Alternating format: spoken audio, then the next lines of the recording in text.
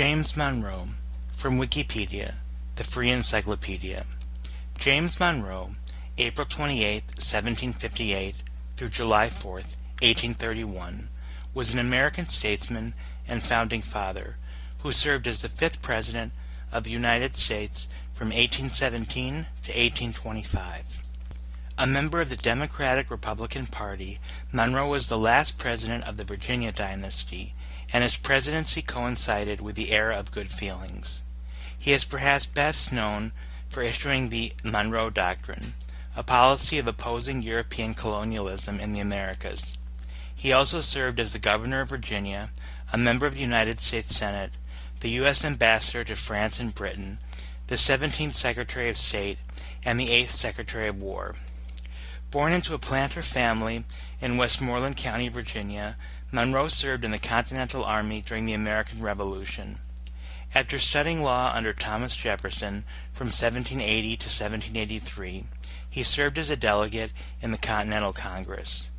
As a delegate to the Virginia Ratifying Convention, Madison opposed the ratification of the United States Constitution. In 1790, he won election to the Senate, where he became a leader of the Democratic-Republican Party. He left the Senate in 1794 to serve as George Washington's ambassador to France, but was recalled by Washington in 1796. Monroe won election as governor of Virginia in 1799 and strongly supported Jefferson's candidacy in the 1800 political election. As President Jefferson's special envoy, Monroe helped negotiate the Louisiana Purchase, through which the United States nearly doubled its size. Monroe fell out with his longtime friend, James Madison, after the latter rejected the Monroe-Pinckney Treaty that Monroe had negotiated with Britain. He unsuccessfully challenged Madison in the 1808 presidential election, but in April 1811 he joined Madison's administration as Secretary of State. During the later stages of the War of 1812, Monroe simultaneously served as Madison's Secretary of State and Secretary of War. His wartime leadership established him as Madison's heir apparent, and he easily defeated Federalist Party candidate Rufus King in the 1816 presidential election. Monroe's presidency was coterminous with the era of good feelings, as the Federalist Party had collapsed as a national political force. As president, Monroe signed the Missouri Compromise, which admitted Missouri as a slave state and banned slavery from territories north of the parallel 36 degrees 30 minutes north. In foreign affairs, Monroe and Secretary of State John Quincy Adams favored a policy of conciliation with Britain and a policy of expansionism against the Spanish Empire. In the 1819 Adam-Onis Treaty with Spain, the United States secured Florida and established its western border with New Spain.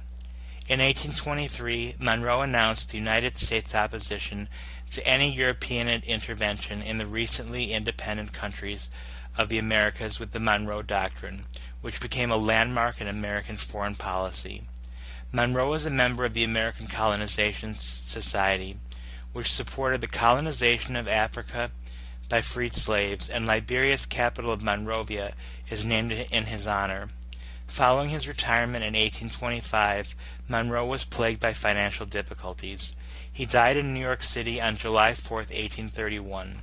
He has been generally ranked as an above-average president. Section 1. Early Life. James Monroe was born on April 28, 1758, in his parents' house located in a wooded area of Westmoreland County, Virginia. The marked site is 1 mile from the unincorporated community known today as Monroe Hall, Virginia. The James Monroe family home site was listed on the National Register of Historic Places in 1979. His father, Spence Monroe, 1727 to 74, was a moderately prosperous planter who also practiced carpentry. His mother, Elizabeth Jones, 1730 through 72, married Spence in 1752, and they had 5 children: Elizabeth, James, Spence, Andrew, and Joseph Jones. His paternal second great-grandfather, Patrick Andrew Monroe, emigrated to America from Scotland in the mid-17th century and was part of an ancient Scottish clan known as Clan Monroe. In 1650 he patented a large tract of land in Washington Parish, Westmoreland County, Virginia. Monroe's mother was the daughter of a wealthy immigrant by the name of James Jones, who immigrated from Wales and had settled in nearby King County, Virginia. Jones was an architect. Also among John Monroe's ancestors were French Huguenot immigrants who came to Virginia in 1700. At age 11, Monroe was enrolled in the lone school in the country. Monroe attended this school for only 11 weeks a year, as his labor was needed on the farm. During this time, Monroe formed a lifelong friendship with an older classmate, John Marshall. Monroe's mother died in 1772, and his father died 2 years later. Though he inherited property from both of his parents, the 16-year-old Monroe was forced to withdraw from school to support his younger brothers. His childless maternal uncle, Joseph Jones, became a surrogate father to Monroe and his siblings.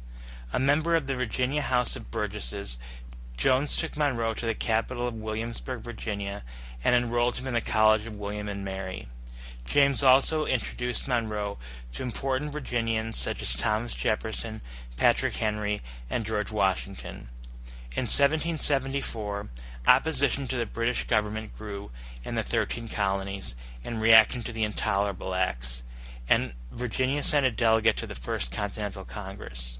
Monroe became involved in the opposition to Lord Dunmore, the colonial governor of Virginia, and he took part in the storming of the governor's palace. Section 1.1 Revolutionary War Service. In early 1776, about a year and a half after his enrollment, Monroe dropped out of college and joined the 3rd Virginia Regiment in the Continental Army.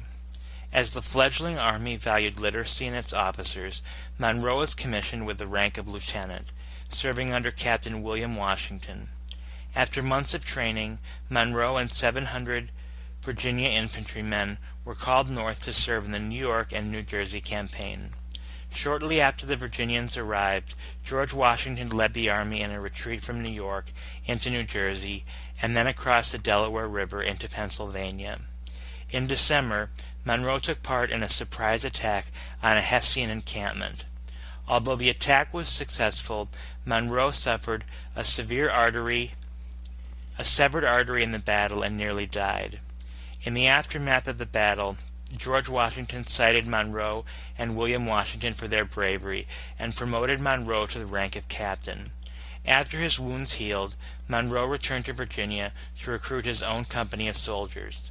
Monroe's participation in the battle was memorialized in John Trumbull's painting, The Capture of the Hessians at Trenton, December 26, 1776, as well as Emanuel Lutz's Washington Crossing the Delaware.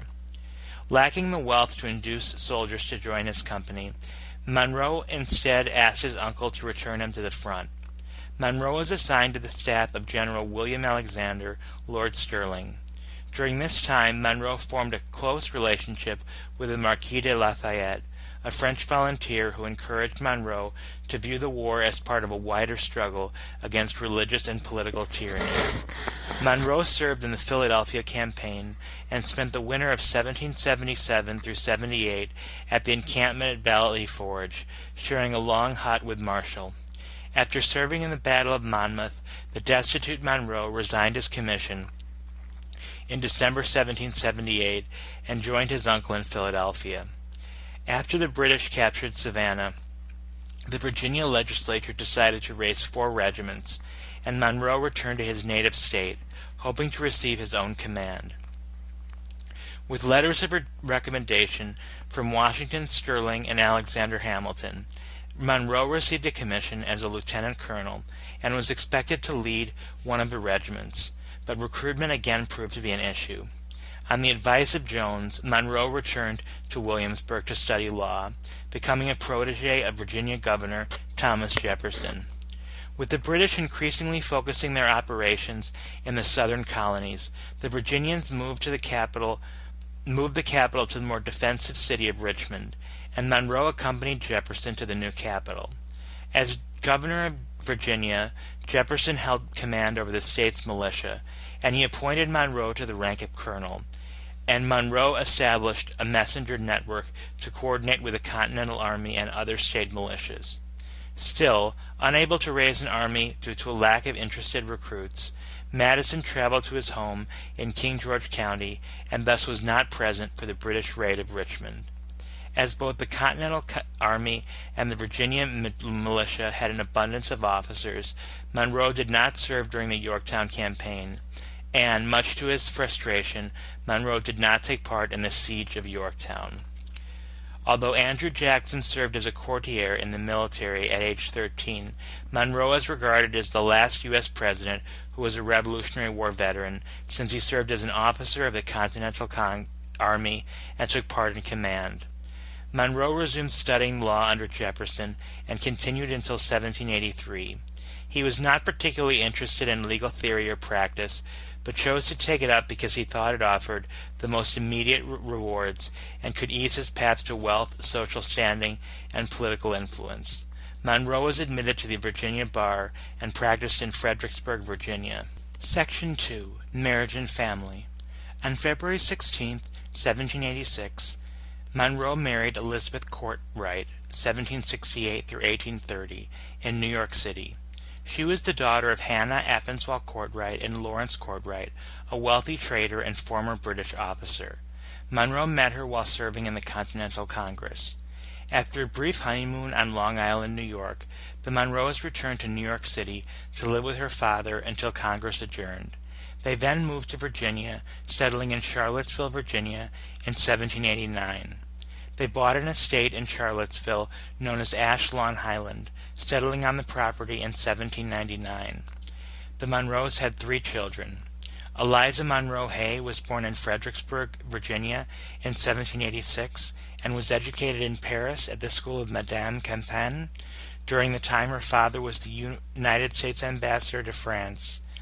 In 1808 she married George Hay, a prominent Virginia attorney who had served as prosecutor in the trial of Aaron Burr and later as a U.S. district judge. She died in 1840. James Spence Monroe was born in 1799 and died 6 months later in 1800. Maria Hester Monroe, 1804 to 1850, married her cousin Samuel L. Governor on March 8, 1820, in the White House, the first president's child to marry there. Section 3. Plantations and Slavery. Monroe sold his small inherited Virginia plantation in 1783 to enter law and politics. He later fulfilled his youthful dream of becoming the owner of a large plantation and wielding great political power, but his plantation was never profitable. Although he owned much more land and many more slaves, and speculated in property, he was rarely on site to oversee the operations. Overseers treated the slaves harshly to force production, but the plantations barely broke even.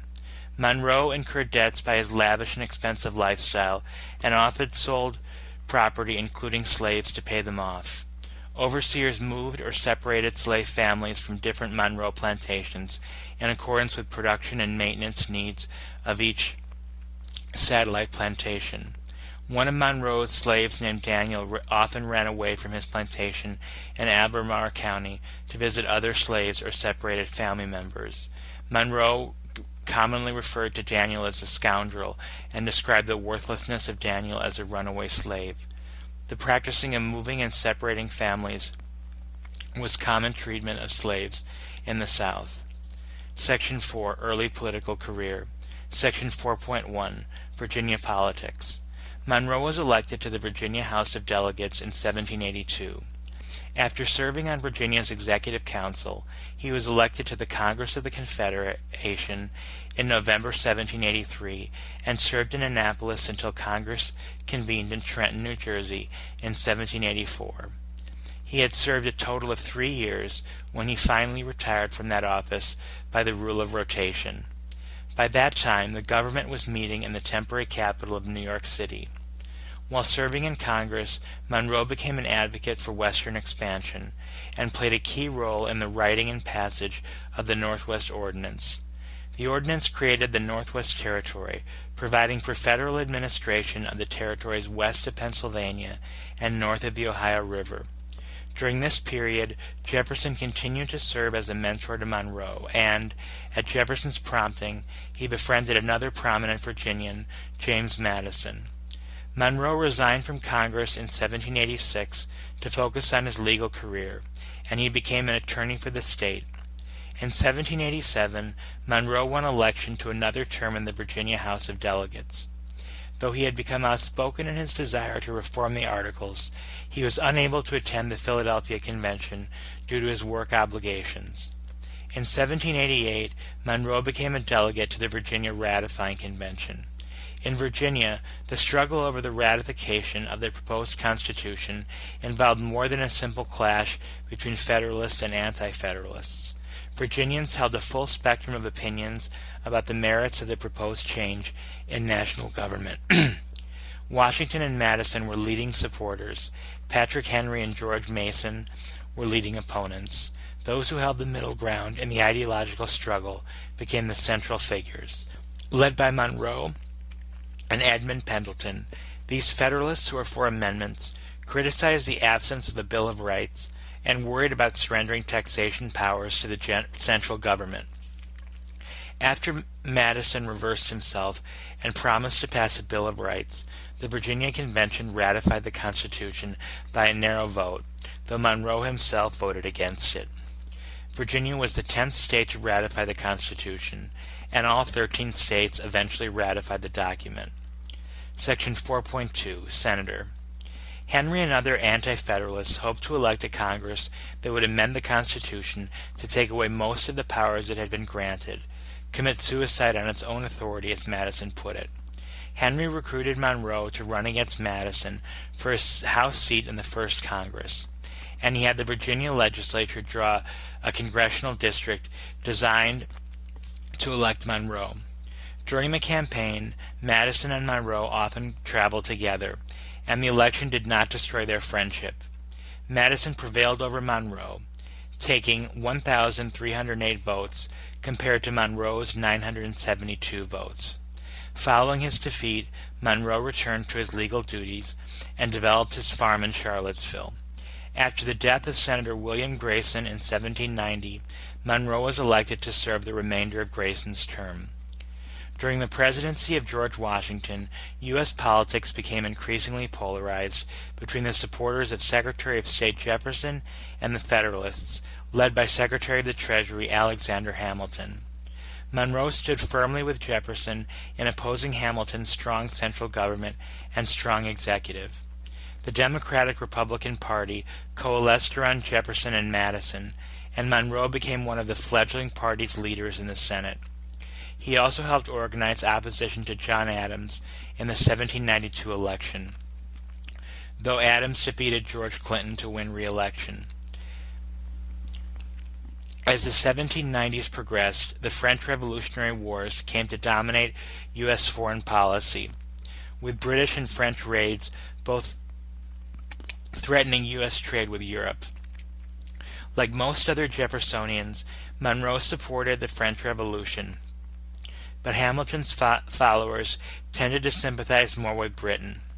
In 1794, hoping to find a way to avoid war with both countries, Washington appointed Monroe as his ambassador to France.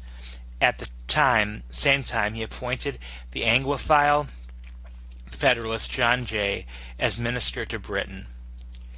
Section 4.3, Ambassador to France. After arriving in France, Monroe addressed the National Convention, receiving a standing ovation for a speech celebrating republicanism. He experienced several early diplomatic successes, including the protection of the U.S. trade from French attacks. He also used his influence to win the release of Thomas Paine and Adrienne Lafayette, the wife of the Marquis de Lafayette. Months after Monroe arrived in France, the U.S. and Great Britain concluded the Drey Treaty, outraging both the French and Monroe, not fully informed about the treaty prior to its publication. Despite the undesirable effects of the Jay Treaty on Franco-American relations, Monroe won French support for his U.S. navigational rights on the Mississippi River, the mouth of which was controlled by Spain, and in 1795 the U.S. and Spain signed Pinckney's Treaty. The treaty granted the U.S. limited rights to use the port of New Orleans.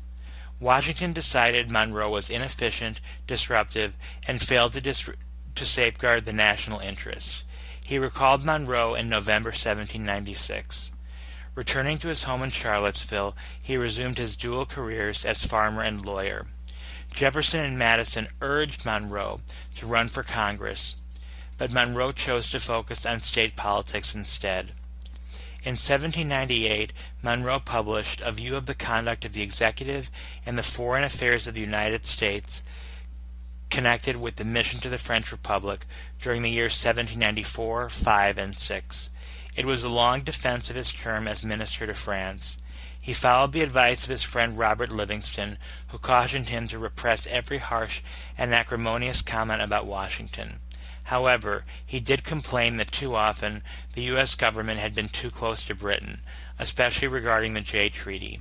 Washington made notes on his copy, writing, "The truth is, Mr. Monroe was cajoled, flattered, and made to believe strange things. In return he did, or was disposed to do, whatever was pleasing to that nation, reluctantly urging the rights of his own." Section 4.4. Confrontations and strife with Alexander Hamilton. Back in 1792, then-Senator Monroe was investigating charges of corruption and misuse of federal funds earmarked as pay for Revolutionary War veterans when he encountered claims that Secretary of the Treasury Alexander Hamilton was involved. Monroe, Frederick Muhlenberg, and Abraham Venable determined that Hamilton had been making payments to James Reynolds, a co-conspirator in the financial scheme using government money. The investigating committee prepared a report for George Washington, but confronted Hamilton before sending it. Hamilton confessed not to the corruption charge, but instead to an affair with Reynolds' wife Maria. He claimed Reynolds was found out and was blackmailing him, and offered to provide letters to prove his story. The investigators immediately dropped the matter, and Monroe promised Hamilton he would keep the matter private. When another suspect in that investigation, Jacob Clingman, told Maria Reynolds about the claim she'd had an affair with Hamilton, she denied it, claiming the letters had been forged to help cover up the corruption. With another suspect in that investigation, Jacob Clingman, told Maria Reynolds about the claim she'd had an affair with Hamilton, she denied it, claiming the letters had been forged to help cover up the corruption. Clingman went to Monroe about this. Monroe added that interview to his notes and sent the entire set to a friend, possibly Thomas Jefferson, for safekeeping. Unfortunately, the secretary who was involved in managing the notes of the investigation made copies and gave them to scandal writer James Callender. 5 years later, shortly after Monroe was recalled from France, Callender published accusations against Hamilton based on these notes. Hamilton and his wife thought this was retaliation on the part of Monroe for the recall, and confronted by Hamilton via letter. In a subsequent meeting between the two of them, where Hamilton had suggested each bring a second, Hamilton accused Monroe of lying and challenged him to a duel. While such challenges were usually hot air, in this case Monroe replied, "I am ready, get your pistols."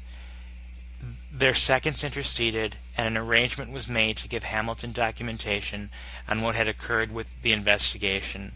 Hamilton was not satisfied with the subsequent explanations, and at the end of an exchange of letters, the two were threatening duels again.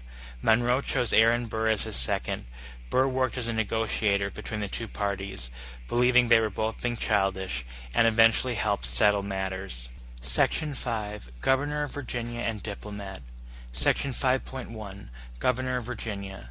On a party-line vote, the Virginia legislature elected Monroe as governor of Virginia in 1799. He would serve as governor until 1802.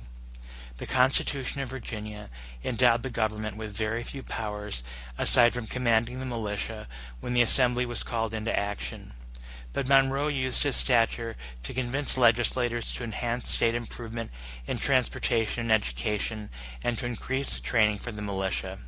Monroe also began to give State of the Commonwealth addresses to the legislature, in which he highlighted areas in which he believed the legislature should act. Monroe also led an effort to create the state's first penitentiary, and imprisonment replaced other, often harsher punishments. In 1800, Monroe called out the state militia to suppress Gabriel's rebellion, a slave rebellion originating on a plantation 6 months from the capital of Richmond. Gabriel and 27 other enslaved people who participated were all hanged for treason. Monroe thought that foreign and Federalist elements had created the quasi-war in 1798 through 1800, and he strongly supported Thomas Jefferson's candidate for president in 1800. Federalists were likely suspicious of Monroe, some viewing him at best as a French dupe and at worst a traitor. With the power to appoint elected officials in Virginia, Monroe exercised his influence to help Jefferson win presidential electors. He also considered using the Virginia militia to force the outcome in favor of Jefferson. Jefferson won the 1800 election, and he appointed Madison as his Secretary of State. As a member of Jefferson's party and the leader of the largest state in the country, Monroe emerged as one of Jefferson's two most likely successors, alongside Madison. Section 5.2, Louisiana Purchase and Ambassador to Britain.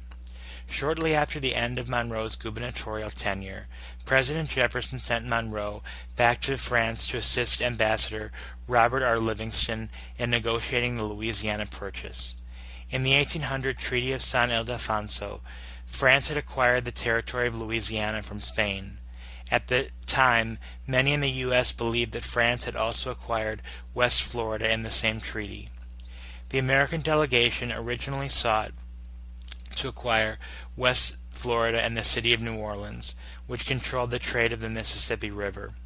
Determined to acquire New Orleans even if it meant war with France, Jefferson also authorized Monroe to form an alliance with the British if the French refused to sell the city. Meeting with François Barbé-Mabeuf, the French foreign minister, Monroe and Livingston agreed to purchase the entire territory of Louisiana for $15 million. The purchase became known as the Louisiana Purchase. In agreeing to the purchase, Monroe violated his instructions, which had only allowed $9 million for the purchase of New Orleans and West Florida. The French did not acknowledge that West Florida remained in Spanish possession, and the United States would claim that France had sold West Florida to the United States for several years to come. Though he had not ordered the purchase of the entire territory, Jefferson strongly supported Monroe's actions, which ensured that the United States would continue to expand to the west.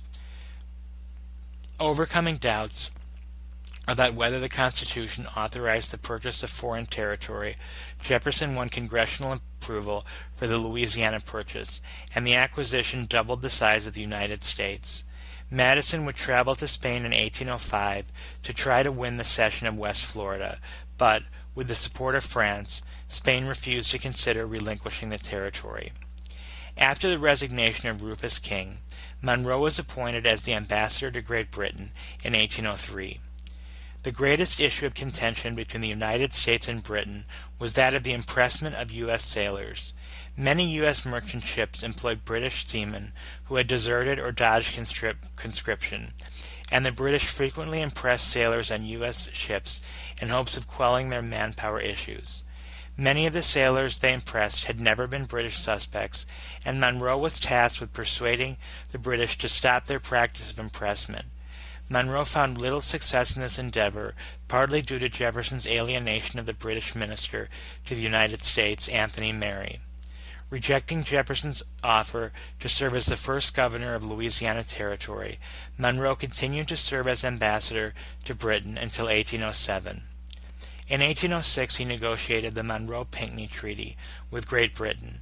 It would have extended the Jay Treaty in 1794, which had expired after 10 years. Jefferson had fought the Jay Treaty intensely in 1794 through 95 because he felt it would allow the British to subvert American republicanism. The treaty had produced 10 years of peace and highly lucrative trade for American merchants, but Jefferson was still opposed. When Monroe and the British signed the new treaty in December 1806, Jefferson refused to submit it to the Senate for ratification. Although the treaty called for 10 more years of trade between the United States and the British Empire and gave American merchants guarantees that would have been good for business, Jefferson was unhappy that it did not end the hated British practice of impressment and refused to give up the potential weapon of commercial warfare against Britain. The president made no attempt to obtain another treaty, and as a result, the two nations drifted from peace toward the War of 1812. Monroe was severely pained by the administration's repudiation of the treaty, and he fell out with Secretary of State James Madison. Section 3. 1808 Election and the Quids.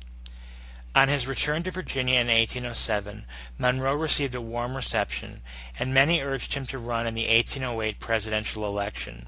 After Jefferson refused to submit the Monroe-Pinckney Treaty, Monroe had come to believe that Jefferson had snubbed the treaty out of the desire to avoid elevating Monroe above Madison in 1808. Out of deference to Jefferson, Monroe agreed to avoid actively campaigning for the presidency, but he did not rule out accepting a draft effort. The Democratic-Republican Party was increasingly factionalized, with old Republicans or Quids denouncing the Jefferson administration for abandoning what they considered to be true Republican principles. The Quids tried to enlist Monroe in their cause. The plan was to run Monroe for president in the 1808 election in cooperation with the Federalist Party, which had a strong base in New England. John Randolph of Roanoke led the Quid effort to stop Jefferson's choice of Madison. The regular Democratic Republicans overcame the Quids in the nominating caucus, kept control of the party in Virginia, and protected Madison's base.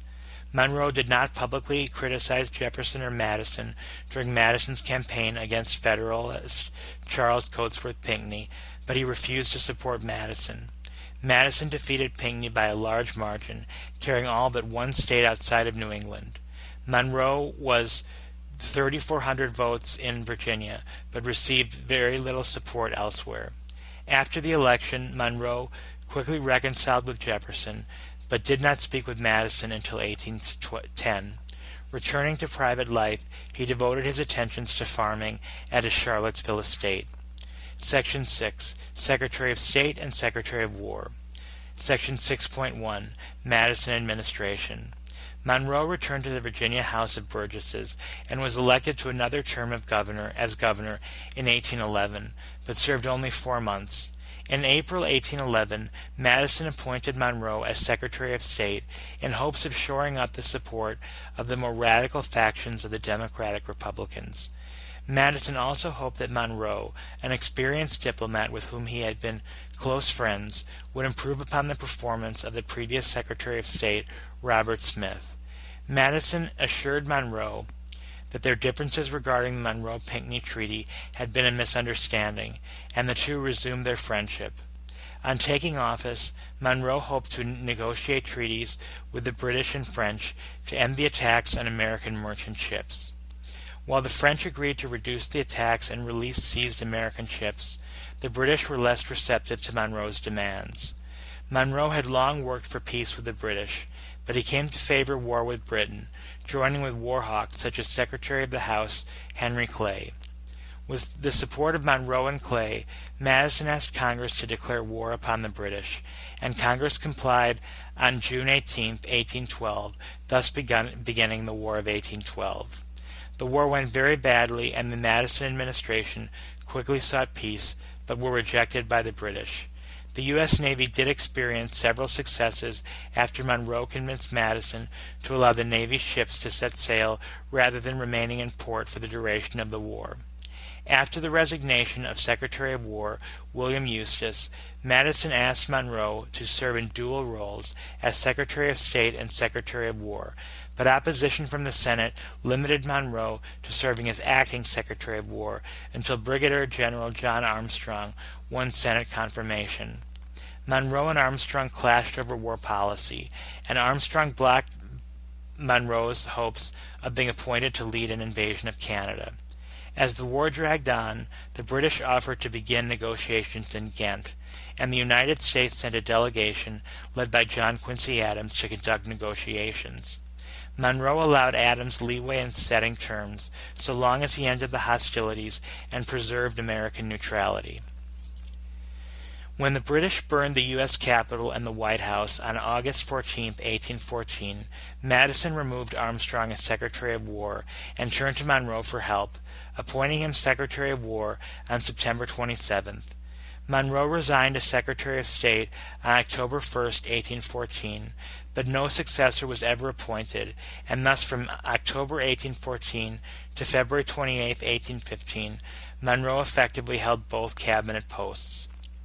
Now in command of the war effort, Monroe ordered General Andrew Jackson to defend against a likely attack on New Orleans by the British, and he assigned the governors of nearby states to send their militias to reinforce Jackson.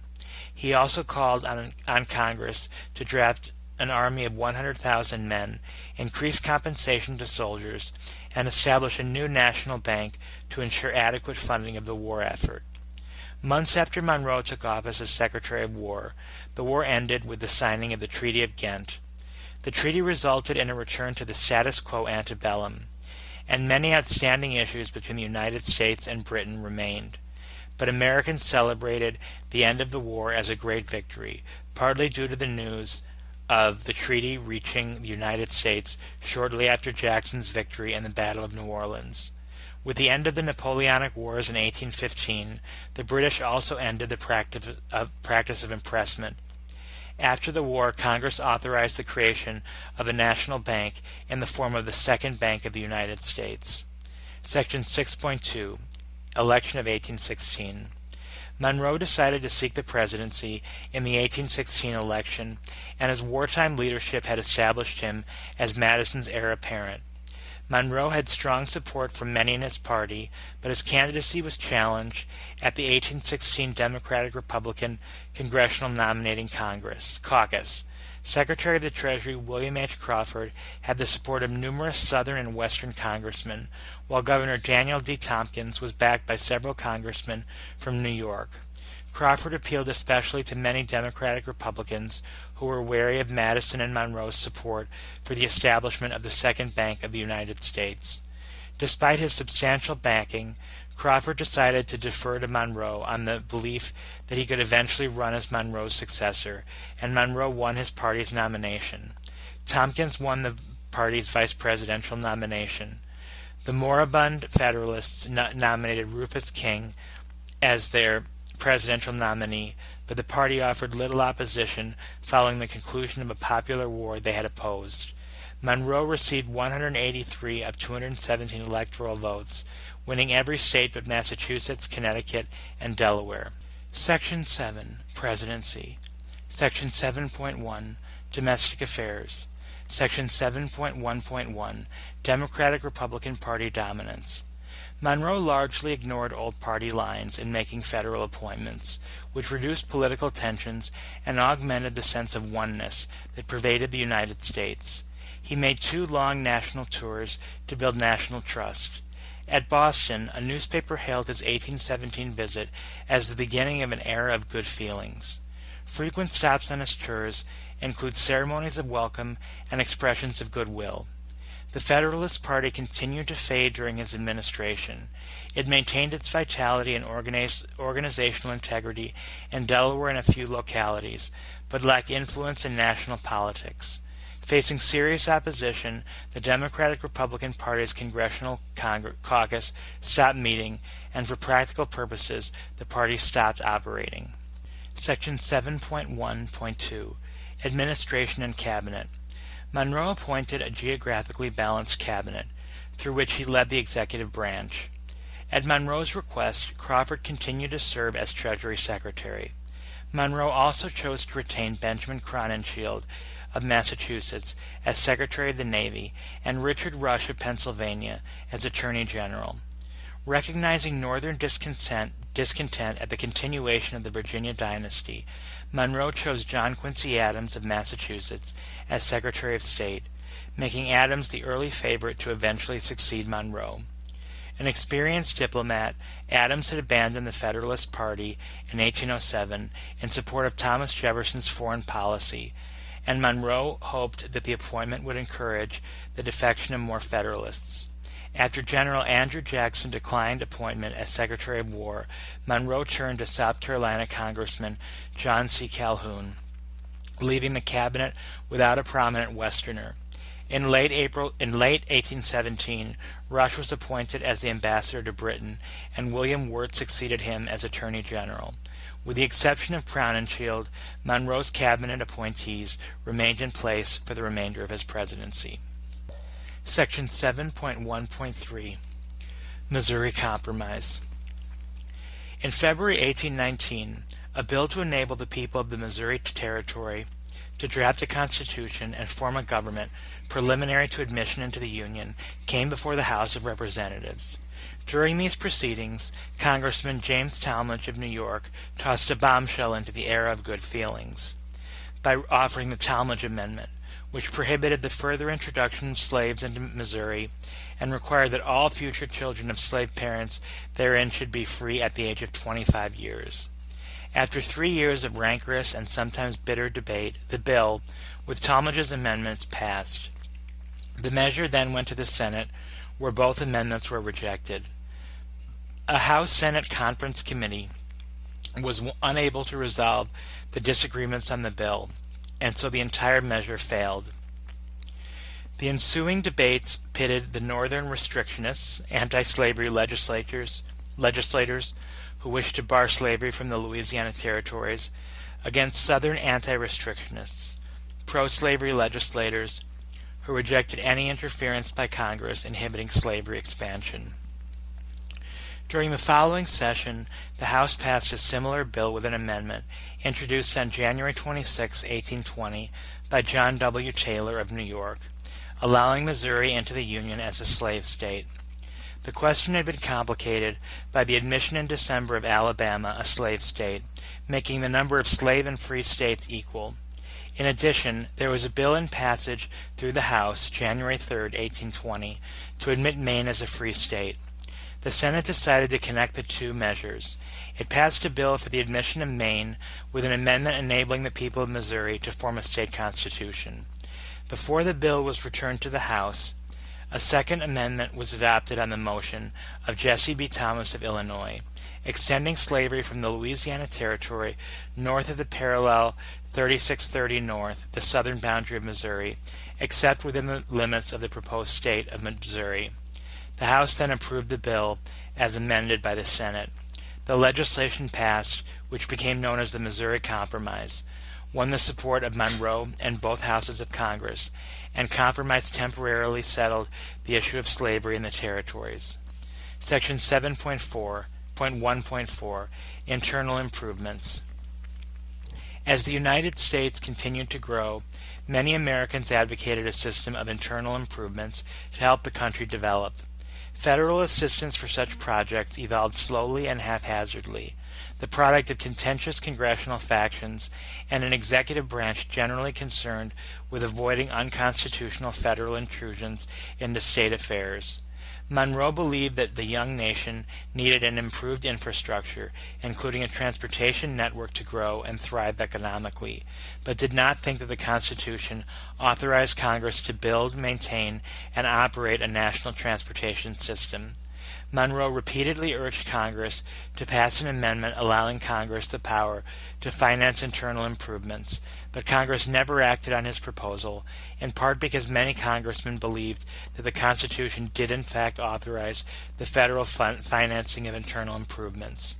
In 1822, Congress passed a bill authorizing the collection of tolls on the Cumberland Road, with the tolls being used to finance repairs on the road. Adhering to stated position regarding internal improvements, Monroe vetoed the bill. In an elaborate essay, Monroe set forth his constitutional views on the subject. Congress might appropriate money, he admitted, but it might not undertake the actual construction of national works, nor assume jurisdiction over them.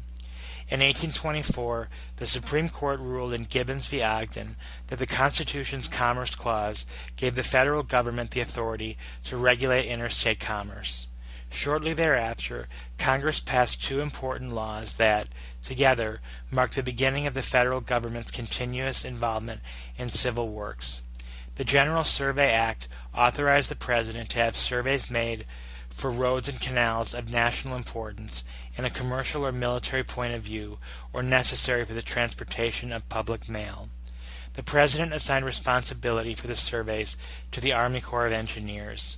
The Second Act, passed a month later, appropriated $75,000 to improve navigation on the Ohio and Mississippi rivers by removing sandbars, snags, and other obstacles. Subsequently, the act was amended to include other rivers such as the Missouri.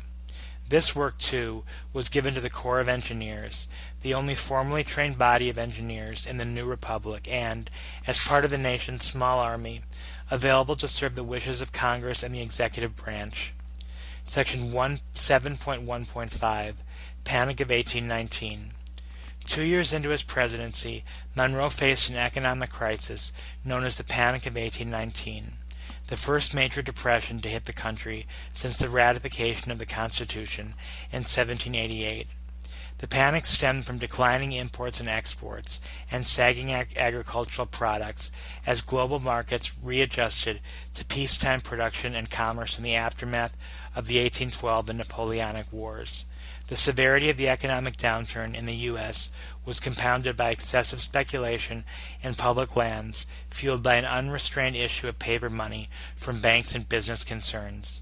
Monroe lacked the power to intervene directly in the economy, as banks were largely regulated by the states, and he could do little to stem the economic crisis. Before the onset of the Panic of 1819, some business leaders had called on Congress to increase tariff rates to address the negative balance of trade and help struggling industries. As the panic spread, Monroe declined to call a special session of Congress to address the economy. When Congress finally reconvened in December 1819, Monroe requested an increase in the tariff but declined to recommend specific rates. Congress would not raise tariff rates until the passage of the Tariff of 1824. The panic resulted in high unemployment and an increase in bankruptcies and foreclosures, and provoked popular resentment against banking and business enterprises. Section 7.2, Foreign Affairs. According to William E. Week, Monroe evolved a comprehensive strategy aimed at expanding the Union externally while solidifying it internally. He expanded trade and pacified relations with Great Britain, while expanding the United States at the expense of the Spanish Empire, from which he obtained Florida and the recognition of a border across the continent. Faced with the breakdown of the expansionist concessions over the question of slavery, the President tried to provide both the North and the South with guarantees that future expansion would not tip the balance of power between slave and free states, a system that, Weeks remarks, did indeed allow the continuation of American expansion for the best of 4 decades. Section 7.2.1, Treaties with Britain and Russia. Monroe pursued warmer relations with Britain in the aftermath of the War of 1812. In 1817, the United States and Britain signed the Rush-Bagot Treaty, which regulated naval armaments on the Great Lakes and Lake Champlain and demilitarized the border between the U.S. and British North America. The Treaty of 1818, also with Great Britain, was concluded October 20, 1818, and fixed the present Canada-United States border from Minnesota to the Rocky Mountains at the 49th parallel. The accords also established a joint U.S.-British occupation of Oregon County for the next 10 years. Though they did not solve every outstanding issue between U.S. and Britain, the treaties allowed for greater trade between the United States and the British Empire and helped avoid an expensive naval arms race in the Great Lakes. Late in Monroe's second term, the U.S. concluded the Russo-American Treaty of 1824 with the Russian Empire, setting the southern limit of Russian sovereignty on the Pacific coast of North America at the 5440 parallel, the present southern tip of the Alaska Panhandle. Section 7.2.2 Acquisition of Florida. Spain had long rejected repeated American efforts to purchase Florida, but by 1818 Spain was facing a troubling colonial situation in which the cession of Florida made sense. Spain had been exhausted by the Peninsular War in Europe and needed to rebuild its credibility and presence in its colonies. Revolutionaries in Central America and South America were beginning to demand independence. Spain was unwilling to invest further in Florida, encroached on by American settlers, and it worried about the border between New Spain and the United States. With only a minor military presence in Florida, Spain was not able to restrain the Seminole warriors who routinely crossed the border and raided American villages and farms, as well as protected Southern slave refugees from slave owners and traders of the Southern United States. In response to these Seminole attacks, Monroe ordered a military expedition to cross into South Florida and attack the Seminoles. The expedition, led by Andrew Jackson, defeated numerous Seminoles, but also seized the Spanish territorial capital of Pensacola. With the capture of Pensacola, Jackson established de facto American control of the American territory. While Monroe supported Jackson's actions, many in Congress harshly criticized what they saw as an undeclared war. With the support of Secretary of State Adams, Monroe defended Jackson against democratic and international criticism, and the United States began negotiations with Spain. Spain faced revolt in all her American colonies and could neither govern nor defend Florida.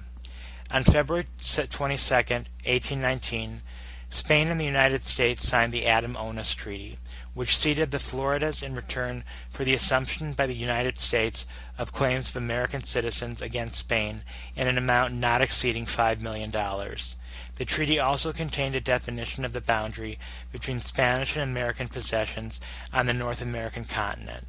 Beginning at the mouth of the Sabine River, the line ran along that river to the 32nd parallel, then due north to the Red River, which it followed to the 100th meridian, due north to the Arkansas River, along that river to its source, then north to the 42nd parallel, which it followed to the Pacific Ocean.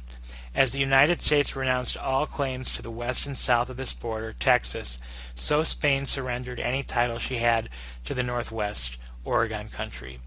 Section 7.2.3 Monroe Doctrine. Monroe was deeply sympathetic to Latin American revolutionary movements against Spain. He was determined that the United States should never repeat the policies of the Washington administration during the French Revolution, when the nation had failed to demonstrate its sympathy for the aspirations of people seeking to establish Republican governors.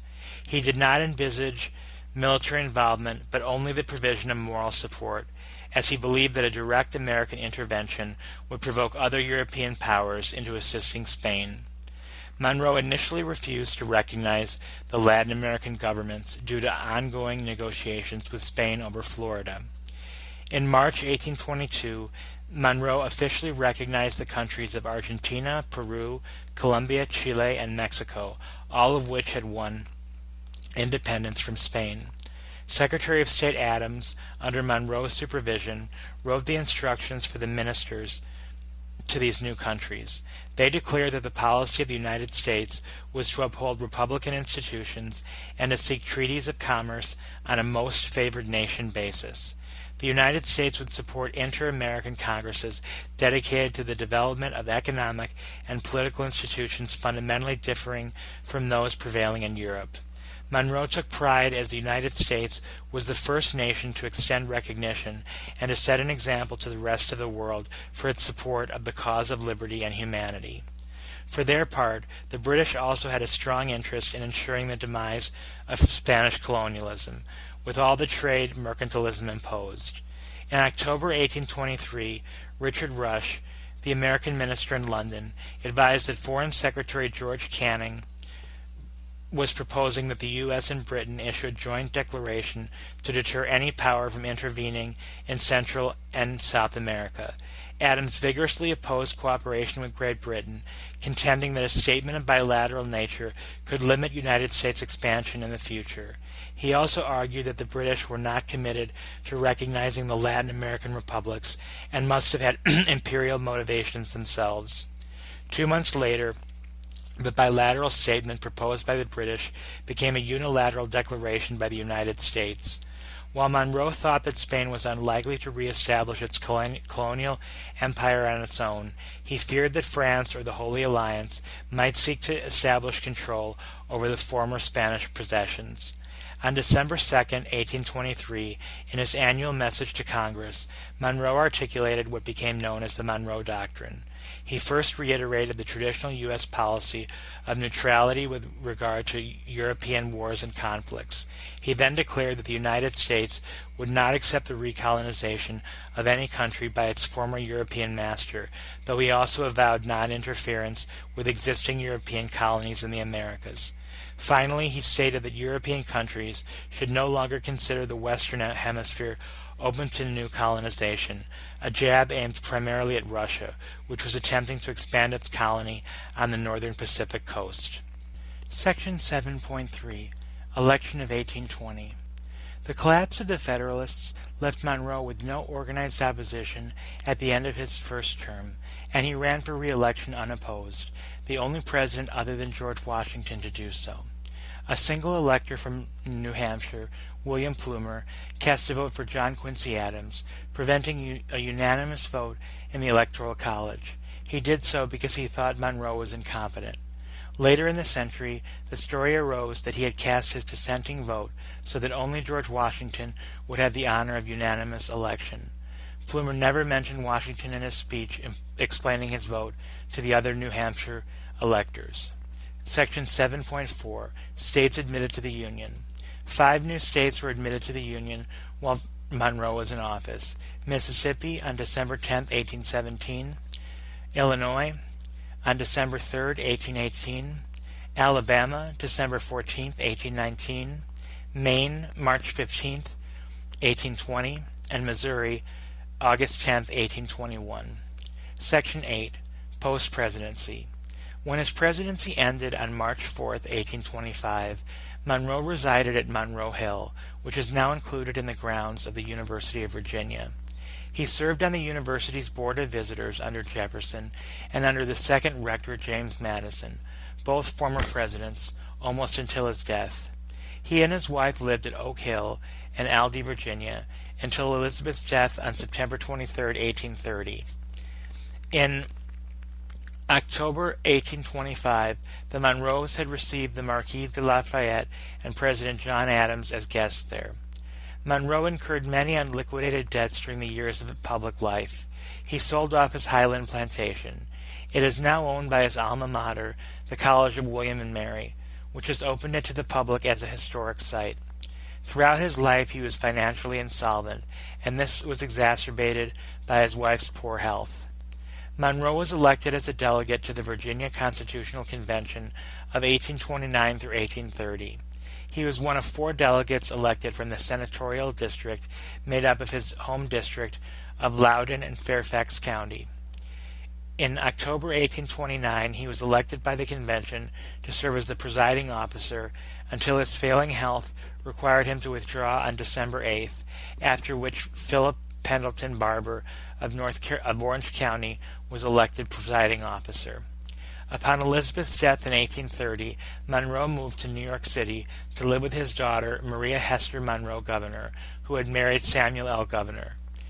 Monroe's health began to slowly fail by the end of the 1820s. On July 4, 1831, Monroe died from heart failure and tuberculosis, thus becoming the 3rd president to have died on Independence Day. His death came 55 years after the Declaration of Independence was proclaimed, and 5 years after the death of John Adams and Thomas Jefferson. Monroe was originally buried in New York at the Governor's Family Vault in New York City Marble Cemetery. 27 years later, in 1858, his body was reinterred at the President's Circle in Hollywood Cemetery in Richmond, Virginia. The James Monroe Tomb is a U.S. National Historical Landmark. Section 9. Religious Beliefs. When it comes to Monroe's thoughts on religion, historian Bliss Isley notes, less is known than that of any other president. No letters survive in which he discussed his religious beliefs, nor did his friends, family, or associates comment on his beliefs. Letters that do survive, such as ones written after the death of his son, contain no discussion of religion. Monroe was raised in a family that belonged to the Church of England when it was the state church in Virginia before the Revolution. As an adult, he attended Episcopal churches. Some historians see deistic tendencies in his few references to an impersonal God. Unlike Jefferson, Monroe was rarely attacked as an atheist or infidel. In 1832, James Renwick Wilson, a Reformed Presbyterian minister in Albany, New York, criticized Monroe for having lived and died like a second-rate Athenian philosopher. Section 10. Slavery. Monroe owned dozens of slaves. According to William Seal, he took several slaves with him to Washington to serve in the White House from 1817 to 1825. This was typical of other slaveholders, as Congress did not provide for domestic staff of the presidents at that time. As president of the Virginia's Constitutional Convention in the fall of 1829, Monroe reiterated his belief that slavery was the blight which, even as a British colony, Virginia had attempted to eradicate. What was the origin of our slave population, he rhetorically asked. The evil commenced when we were in our colonial state, but acts were passed by our colonial legislature prohibiting the importation of more slaves into the colony. These were rejected by the Crown. To the display of states' rights proponents, he was willing to accept the federal government's financial assistance to emancipate and transport freed slaves to other countries.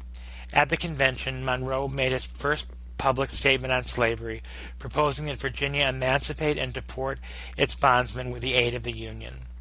Monroe was part of the American Colonization Society, which supported the establishment of colonies outside of the United States for free African Americans. The society helped send several thousand freed slaves to the new colony of Liberia in Africa from 1820 to 1840. Slave owners like Monroe and Andrew Jackson wanted to prevent free blacks from encouraging slaves in the South to rebel. With about $100,000 in federal grant money, the organization also bought land for the freedmen in what is today Liberia. The capital of Liberia was named Monrovia, after President Monroe. When Monroe was governor of Virginia in 1800, hundreds of slaves from Virginia planned to kidnap him, take Richmond, and negotiate for their freedom. Due to a storm on August 30th, they were unable to attack. What became known as Gabriel's slave conspiracy became public knowledge. In response, Governor Monroe called out the militia. The slave patrol soon captured some slaves accused of involvement. Sidbury says some trials had a few measures to prevent abuses, such as an appointed attorney, but they were hardly fair. Slave codes prevented slaves from being treated like whites, and they were given quick trials without a jury. Monroe influenced the Executive Council to pardon and sell some slaves instead of hanging them. Historians say that Virginia courts executed between 26 and 35 slaves. None of the executed slaves had killed any whites because the uprising had been foiled before it began. Section 11. Legacy and Memory. Since its 1824 renaming in his honor, the capital city of the western country of Liberia has named Monrovia. It is the only non-American capital city named after a U.S. president. On December 12, 1954, the United States Postal Service released a 5-cent Liberty issue postage stamp honoring Monroe. Monroe is the namesake of 17 Monroe counties. The cities of Monroe, Maine, incorporated in 1818, Monroe, Michigan, and Monroe, Georgia, incorporated in 1812, and Monroe, Connecticut, incorporated in 1823, are named for him. The township of Monroe in central New Jersey, founded in 1838, bears his name as well. Fort Monroe is named for him. Monroe was the last U.S. president to wear a powdered wig tied in a queue. a tricorn hat, and knee breeches according to the style of the 18th century. That earned him the nickname the last cocked hat. Monroe is the last president not photographed.